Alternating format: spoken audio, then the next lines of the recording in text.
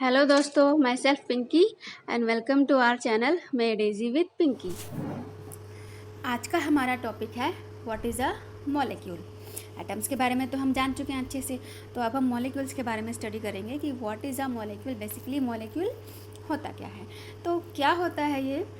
A group of two और more atoms that are a group of two or more atoms that are chemically bonded together। दो या दो से ज़्यादा atoms का ग्रुप होता है जो केमिकली एक दूसरे के साथ बॉन्डेड होते हैं, टाइटली बॉन्डेड होते हैं। और इनके किस चीज़ से बॉन्डेड होते हैं? अट्रैक्टिव फोर्सेस से। इनके बीच अट्रैक्टिव फोर्सेस काम करती है जो इनको टाइटली बॉन्डेड रखती है। नाउ तो हम मॉलिक्यूल्स को कैसे डिफाइन कर सकते हैं? Smallest particle of an element और compound that is capable of an independent existence.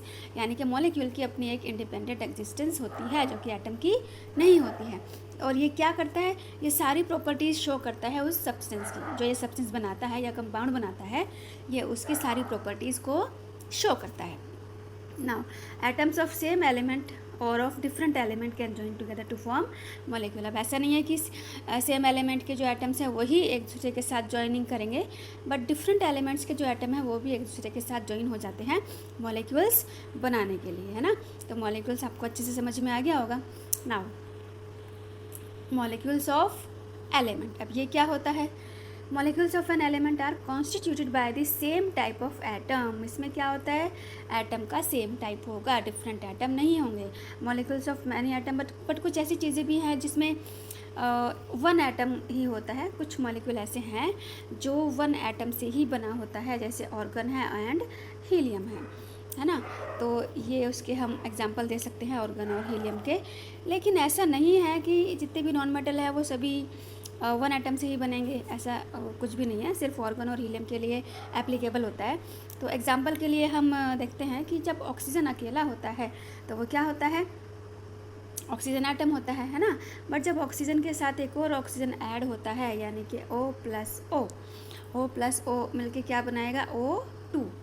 O2 बनाएगा। इसमें ऑक्सीजन के 2 एटम आ गए तो ये क्या हो गया? Diatomic. ये डाई एटॉमिक हो गया है।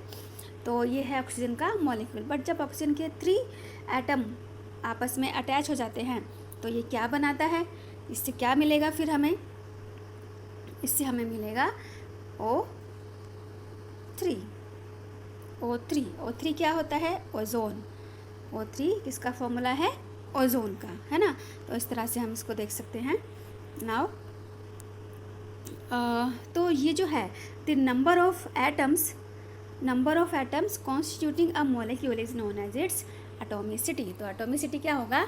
एक मॉलिक्यूल में जितने नंबर ऑफ एटम्स होंगे वो उसकी एटॉमिसिटी होती है। Now metals and some other elements such as carbon do not have simple structure but consist of very large and indefinite number of atom bonded together. अब कुछ ऐसे मेटल हैं जिनका जो स्ट्रक्चर है वो सिंपल नहीं है, काफ़ी लार्ज नंबर ऑफ एटम्स उनके साथ अटैच होते हैं। तो उसको थोड़ा सा स्टडी करना थोड़ा सा टफ हो जाता है। तो अभी हम देखते हैं एटॉमिसिटी के बेसिस पे कुछ एग्जांपल लेते हैं। सबसे पहले जैसे नॉन मेटल्स के हम एग्जांपल ले रहे हैं। नॉन मेटल्स में क्या आता है? Organ, helium, oxygen, hydrogen, nitrogen, chlorine, phosphorus, sulphur. तो आर्गन और हीलियम में तो हम देख ही चुके हैं कि 1 एटम होता है, तो ये क्या होंगे? मोनो एटॉमिक 1 एटम होता है। और ऑक्सीजन, हाइड्रोजन, नाइट्रोजन, क्लोरीन, इनमें क्या होता है? 2 एटम्स होते हैं, तो ये क्या होंगे? सभी डाई एटॉमिक। फॉस्फोरस में टेट्रा एटॉमिक होता है ये, है ना। तो टेट्रा एटॉमिक यानी कि 4 एटम होते हैं इनमें। और सल्फ़र में पॉली एटॉमिक होता है, यानी कि 4 से ज़्यादा हो सकते हैं इसमें एटम्स। तो इस तरह से एटॉमिसिटी के बेसिस पे हम इसको स्टडी कर सकते हैं। नाउ नेक्स्ट हमारा जो टॉपिक है मॉलिक्यूल्स ऑफ कंपाउंड। अब क्या है हमारा टॉपिक? Molecules of compound. जो एटम्स होते हैं डिफरेंट एलिमेंट्स के, वो एक दूसरे के साथ जुड़ते हैं in definite proportion to form molecules of compound. और डेफिनेट प्रोपोर्शन होता है उनका। ऐसा नहीं है कि हम कभी भी कुछ भी ले लें। जैसे वाटर है हमारा, वाटर का फॉर्मूला H2 होता है, तो उसमें हमेशा हाइड्रोजन के 2 एटम होंगे और ऑक्सीजन का 1 एटम होगा। तो एक डेफिनेट प्रोपोर्शन होता है जिसमें वो कंबाइन होते हैं और एक कंपाउंड बनाते हैं। तो ये हम एक टेबल के थ्रू स्टडी करेंगे। ये है हमारी टेबल। तो इसमें हमने कुछ कंपाउंड्स लिए हैं। जैसे कि हमारे पास कंपाउंड है water, ammonia, carbon dioxide. Water का फॉर्मूला आपको पता ही है, अमोनिया का फॉर्मूला बताइए मुझे, अमोनिया का फॉर्मूला क्या होता है। कार्बन डाइऑक्साइड का फॉर्मूला भी आपको पता होगा, है ना। तो इसमें जो प्रोपोर्शन है, जो एटम्स हैं वो किस रेशो में होते हैं। देखिए वाटर में हाइड्रोजन और ऑक्सीजन होता है, इनका रेशो क्या होता है हमेशा 1:8, 1:8 होता है। अमोनिया में नाइट्रोजन और हाइड्रोजन होता है, इनका रेशो 14:3 होता है। कार्बन डाइऑक्साइड में कार्बन और ऑक्सीजन होता है, इनका रेशो 3:8 होता है हमेशा, है ना। तो इस तरह से हम देख सकते हैं। अच्छा, अब एक और एग्जांपल हम लेते हैं, इसको हम समझने की कोशिश करते हैं कि ये कैसे आया। तो हम दो एलिमेंट लेते हैं, हाइड्रोजन और ऑक्सीजन। अब हाइड्रोजन और ऑक्सीजन, इनका जो हाइड्रोजन का जो मास है वो क्या होता है 1, और ऑक्सीजन का जो है मास है वो 8 होता है। एटॉमिक मास क्या होता है इनका, हाइड्रोजन का 1 हो जाएगा और ऑक्सीजन का 16 हो जाएगा। यानी कि ये जो 8 है ये एटॉमिक नंबर भी है ना, ऑक्सीजन का और हाइड्रोजन का 1 एटॉमिक नंबर भी है।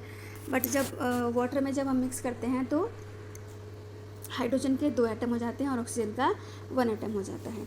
तो अभी हम एटॉमिक मास और जो मास है उसके बेसिस पे उसका रेशो निकाल के हम इसको स्टडी करने की कोशिश करते हैं। तो जब हम मास रेशो और एटॉमिक मास का रेशो निकालेंगे, यानी कि 1:1, तो कितना आएगा 1 आएगा। 8:16, 8/16 कितना आएगा 1/2 आएगा, है ना। अब इसका इन दोनों का रेशो निकालते हैं, किन दोनों का रेशो 1/1/2। किन दोनों का रेशो हम निकाल रहे हैं 1/, ये जो हमारे पास 1 आया है, जो ये हमारे पास 1 आया है और ये जो हाफ आया है, हम इन दोनों का रेशो निकालते हैं। तो 1/1/2, इनका रेशो क्या आएगा हमारे पास 2:1। जो डिजिट हमें गिवन है वही हमारी रेशो आएगी 2:1। इस तरह से ये हम सॉल्व कर सकते हैं इसको, है ना। तो जो ऑक्सीजन है और हाइड्रोजन है और ऑक्सीजन का रेशो क्या आ जाएगा हमारे पास 2:1। ना अब आयन्स के बारे में जानते हैं कि आयन क्या होते हैं। तो आयन क्या होते हैं, जो कंपाउंड होते हैं वो मेटल और नॉन मेटल से मिलकर बने होते हैं ना, अलग ही उनके पास और उनकी वही प्रॉपर्टीज़ हो जाती है, वो वही प्रॉपर्टीज़ शो करते हैं। बट कुछ जो कंपाउंड होते हैं उनके ऊपर क्या होता है, कुछ चार्ज आ जाता है, जो एलिमेंट होंगे उनके ऊपर चार्ज होता है, उसके बाद वो आपस में कंबाइन होते हैं। तो ये जो चार्ज पार्टिकल है, ये जो चार्ज पार्टिकल होते हैं इनको आयन्स बोला जाता है। क्या बोला जाता है, आयन्स बोला जाता है। अब ये जो चार्ज पार्टिकल है इन पे नेगेटिव चार्ज भी हो सकता है और पॉजिटिव चार्ज भी हो सकता है। तो जिन पर नेगेटिव चार्ज होगा उन्हें बोलेंगे एनायन, और जिन पे पॉजिटिव चार्ज होता है उन्हें बोलेंगे हम कैटायन। तो हम एक एग्जांपल लेते हैं, जैसे सोडियम क्लोराइड। सोडियम क्लोराइड का फॉर्मूला क्या है NaCl। तो जब इनको हम कंबाइन करेंगे तो इसमें कैसे कैसे ये कॉम्बिनेशन होगा, जो सोडियम आयन है उस पर पॉजिटिव चार्ज होगा और जो क्लोराइड आयन है उस पर नेगेटिव चार्ज होगा। तो ये आपस में कंबाइन होके पॉजिटिव और नेगेटिव कंबाइन होके क्या बनाएंगे, सोडियम क्लोराइड। तो इस तरह से जो आयन्स हैं वो आपस में कंबाइन होके एक कंपाउंड बनाते हैं, है ना। जैसा कि अभी हम इस टेबल में भी देखेंगे कुछ ionic compound. A group of atom carrying a charge is known as polyatomic ion. A group of atoms carrying a charge is known as polyatomic ion.